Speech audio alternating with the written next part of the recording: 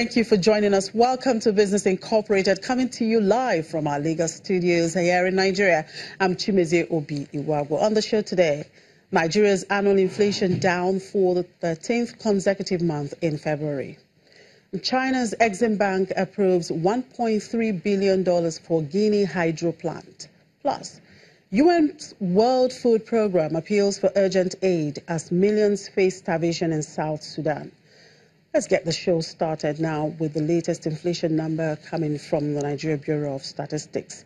The headline inflation rate is down 0.8% to 14.33% in February compared to 15.15% in January. This is the 13th decline in inflation since January 2017, and data released today by the National Bureau of Statistics shows that core inflation eased to 11.7% year-on-year from 12.1% the previous month. The food index slipped to 17.79% during the month as all major food sub-indices increased. Urban index was also down to 14.76%, while the rural index declined to 13.96%. And to the markets now, it was all red amongst the markets here in Africa at intraday, as the major markets we track were all looking southwards. NSE index was down 0.45%. Jersey index in South Africa was down 1.03%, and Egypt was down 0.01%. However, Kenya closed up 0.82% on Tuesday.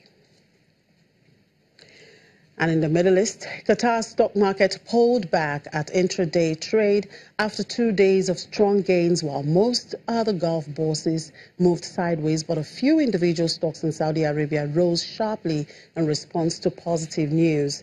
The Qatari index, which had surged 6.7% in the previous 2 days as heavyweights Qatar National Bank and Industries Qatar soared after announcing plans to raise their foreign ownership ceilings, fell back 0.58%. In Saudi Arabia, the index was up 0.05% amid profit-taking in banks and petrochemicals. Dubai's index edged up 0.2% as builder Drake & Scholl surged 2.8%. Abu Dhabi was down 0.41%.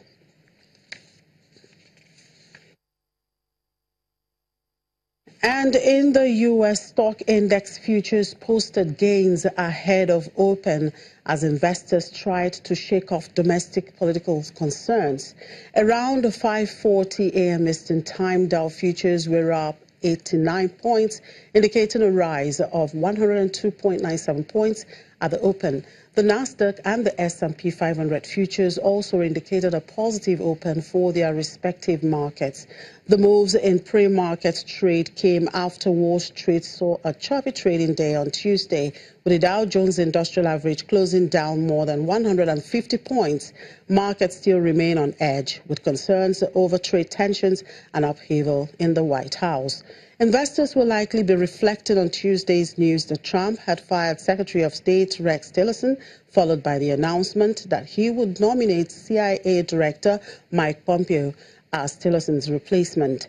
Data is expected to influence some sentiment today as well, as 7 a.m. Eastern Time mortgage applications are due, followed by retail sales and producer price index data at 8:30 a.m. Eastern Time.